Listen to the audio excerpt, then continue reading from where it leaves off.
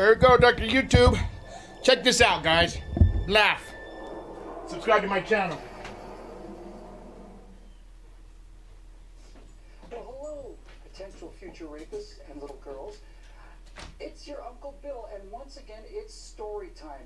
Now, today, we're going to read the bestest book ever written. It's called Hillary Rodham Clinton, Some Girls Are Born to Lead. So, let's get started.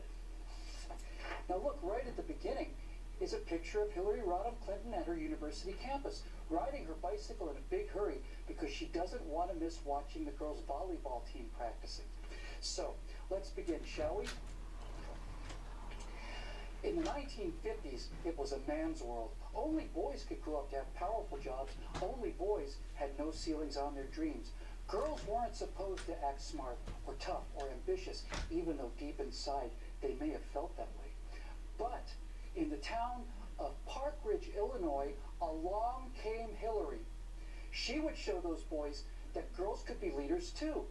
Without Hillary to lead the way, there would have been no Oprah Winfrey, no J.K. Rowling, no Margaret Thatcher, no Billie Jean King, no Betty Friedan, no Indira Gandhi, no Benazir Bhutto, no Eva Peron, no Rosa Parks, no Eleanor Roosevelt, no Coco Chanel, no Helen Keller, no Amelia Earhart, no Simone de Beauvoir, no Susan B. Anthony, no Gloria Steinem, no Marie Curie, no Sojourner Truth, no Jane Austen, no Queen Victoria, no Harriet Beecher Stowe, no Catherine the Great, no Elizabeth I, no Joan of Arc, and no Cleopatra.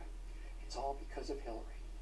Now, after college, Hillary entered law school so that she could work for justice. Most future lawyers were men, and only boys could be lawyers, make illegal real estate deals, illegally cash in on insider information, lie under oath, and make mysteriously hundreds of thousands of dollars in a few days under suspicious circumstances. But that didn't scare her. She didn't care about what the boys said. She just went out and did it anyway. They thought Hillary would land a high-paying job in Washington, D.C., but she didn't. Not yet. Instead, she went to Arkansas to be with Bill, her law school sweetheart. The two loved politics as much as they loved each other. They decided to spend their lives and serve America together. Bill loved Hillary so much that every night he would have sex with different women, trying to find someone he loved more than Hillary. And he never did. And Hillary loved Bill and politics and America and women so much that when many of those women complained that Bill's love for Hillary and politics and America became so great that he would grope them and have sex with them against their will, Hillary was the first in line to call them a bunch of filthy whores and destroy their lives because of her deep love of Bill and America and especially politics. Hillary was a new breed, a superwoman. But sometimes it was hard, like when she had to rush out of the courtroom under sniper fire to call the babysitter about her sick child, or when she heard the nasty things people said about her because she doesn't take time to paint her toenails or style her hair. Hillary has never had her hair styled once in her entire life. She's just too busy fighting for justice.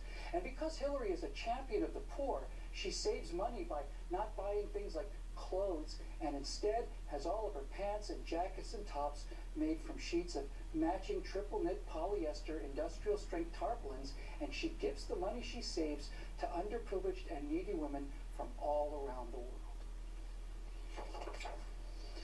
It was hard for Hillary a few years later when she helped Bill campaign to become president of the United States. But as First Lady, she did things that previous First Ladies had never dared to do, like being the first Lady ever called to testify before a grand jury regarding destruction of documents from the Rose Law Firm. At the end of Bill's term, Hillary finally got a chance to run for office, to become a senator from New York. Why didn't she run for office in her native Arkansas? Well, it's because people in Arkansas already knew how much she loved Bill and politics in America, so she packed the Oval Office carpet into a bag and flat broke with little more than $300,000 in the furniture that she could carry out of the White House. She campaigned all across New York under constant sniper fire, making new friends. And because of her relentless campaigning, Hillary was the first woman politician to discover her new home of Manhattan was really an island. Now, after losing the nomination in 2008, Hillary returned to the Senate, but not for long. President Obama, her former rival, wanted her to be his Secretary of State. Now, when the Iranian people were fighting for their freedom in 2009, it was Hillary and President Obama that decided that helping them would upset the deeply religious Iranian leaders and hamper their plan to bring peaceful atomic energy to their own people, and perhaps even export that atomic energy to other countries in the region, like Israel. Other Democrats have launched wars without congressional approval all the time, but Hillary was the first woman to break that glass ceiling as well, creating the modern, peaceful, happy Libya and Syria and Egypt that we see today. The woman who was called too ambitious now met with kings and sultans and prime ministers in a total of 112 countries. Wherever she went, her message was the same. What difference does it make? What difference does it make if the Libyan ambassador calls for more security for months and then gets slaughtered while she watched on TV? What difference does it make if a filmmaker went to jail for a year to cover up the fact that men fought and died for 6 hours because of it? What difference does it make if she put 1,200 highly classified top secret and above top secret documents on a private server in a bathroom to avoid freedom of information requests regarding the culture of corruption in the Clinton Foundation? What difference does it make if she claims to be a champion of women's rights and says that every accusation of sexual assault has to be believed, and then spends her entire career destroying the lives of the women that claimed her husband abused and even raped them? What difference does it make when she loves Bill and America and politics as much as she does? Huh. Now, men said that a girl couldn't do any of these things, but once again, Hillary proved them all wrong. No one gets to stop a girl from being the greatest person she can be. Hillary thinks everyone deserves that chance.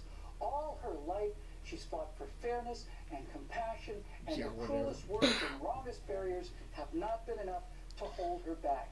And for a lifetime of endless work in service to the poor and fighting against income equality, all she and Bill have to show for their love of each other and America and politics is $111 million. They said girls couldn't run multi-million-dollar felonious, treasonous power for money scams, but Hillary refused to listen. Once again, Hillary proved all the boys wrong and just worked long and hard and did what no woman has ever done before.